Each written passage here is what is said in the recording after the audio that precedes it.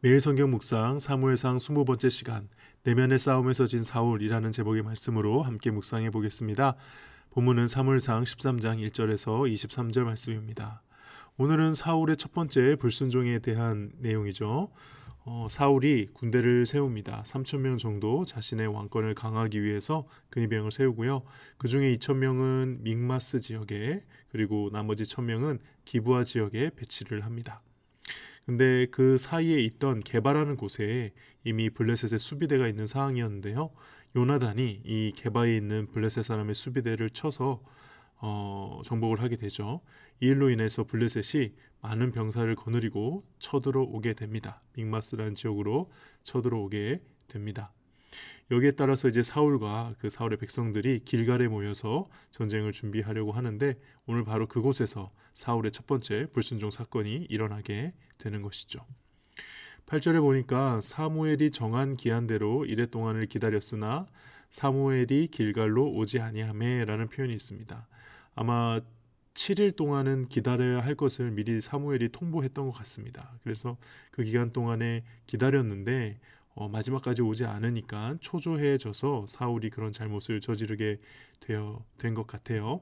그때 사울이 이렇게 번제와 화목제물을 이리로 가져오라 하여 번제를 드렸다라고 표현이 되어 있는데요. 이거는 정말 사울이 직접 제사장으로서 제사를 드린 게 아니고요. 엘리의 증손자죠. 아히멜렉이 그 당시 제사장이었는데 그 제사장인 아히멜렉을 통해서 드렸을 겁니다. 이게 왜 문제냐면 사실 사무엘이 와서 드리기로 했던 나름 특별한 절차가 있는 제사였던 것 같아요. 그 전쟁을 위한. 근데 그것을 어기고 사울이 드린 것이죠. 제사를 마치자마자 사무엘이 마치 기다렸다는 듯이 도청합니다. 그러니까 조금만 더 기다렸으면 되는 거였던데 사울이 실수한 거죠. 그때 사무엘이 뭐 한 거냐고 이렇게 물으니까 변명을 하죠. 백성이 흩어졌고 사무엘 당신은 나타나지 않았고 블레셋 군대가 집결하고 나를 치러 올 것 같아서 무서워서 부득이하게 빨리 번제를 치렀다, 이렇게 이야기를 합니다. 그러니까 왜 제사를 드리는지를 전혀 이해하고 있지 못한 참 어리석은 처순이었죠. 그래서 사무엘이 말합니다. 망령되이 행하였도다. 이 표현은요, 어리석고 사악한 범죄로서, 그러니까는 성경에서 하나님의 영광 혹은 하나님의 주권을 침해할 때 이런 표현이 종종 쓰입니다. 그러니까 굉장히 지금 사무엘이 사울에게 아주 강하게 꾸짖고 있는 것이죠. 특히 뭐라고 하냐면 왕에게 내리신 명령을 지키지 아니하였도다라고 하는데요. 오늘 본문에도 안 등장하고 성경에 하나님께서 사울을 시험하기 위해서 따로 이렇게 명령을 주신 장면은 나오지 않습니다.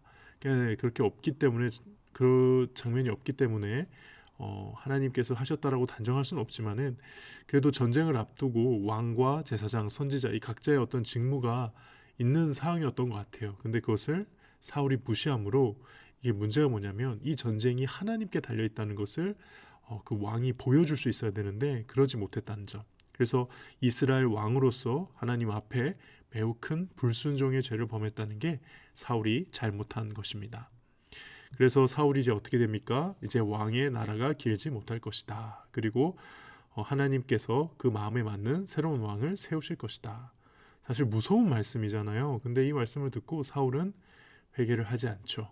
여기서 사울의 진짜 잘못이라고 생각하는데, 회개하고 돌이켰다면 아마 상황은 달라졌을 겁니다. 옛날 이후에 열왕기상 21장이 보면요, 아합이라는 참 악한 왕이 하나님께 심판의 메시지를 듣고 나서 그 잠깐 좀 회개하고 금식하고 슬퍼했다고 하나님이 이렇게 말씀하시거든요. 아합이 내 앞에서 겸비함을 내가 보느냐? 그가 내 앞에서 겸비함으로 내가 재앙을 저의 시대에는 내리지 아니하겠다. 그러니까 이때 회개를 했어야 되는데 하지 못했던 사울이 참 안타까운 장면입니다. 그리고 나서 사울은 자신의 아들 요나단과 함께 게바로 모이게 되죠. 그때 블레셋군은 믹마스에서 이스라엘을 완전히 점령하기 위해 오브라로 한 부대 보내고요, 베토론으로 한 부대 보내고요, 또 스보임 골짜기가 내다보이는 저 3번 지역으로 군대를 보냅니다. 이제 정말 위기가 닥친 상황이죠.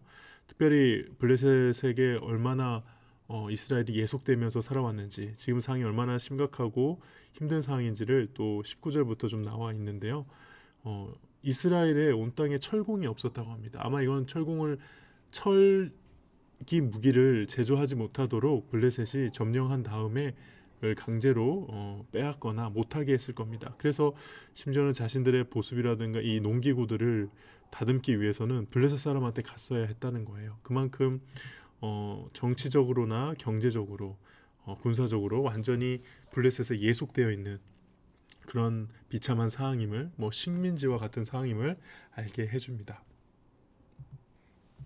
오늘 본문 말씀을 통해서 묵상해 보고자 하는 건요, 먼저 사울이 왜 흔들렸냐는 겁니다. 바로 눈에 보이는 것에 마음이 흔들렸죠. 그러면서 믿음이 약해졌습니다.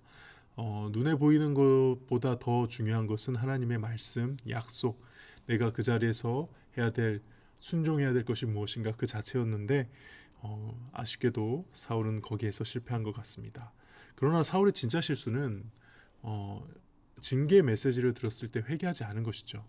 다윗이 후에 보면은 사울보다 더 많은 죄를 지었음에도 쓰임을 받을 수 있었던 거는 언제나 다윗은 회개를 했죠.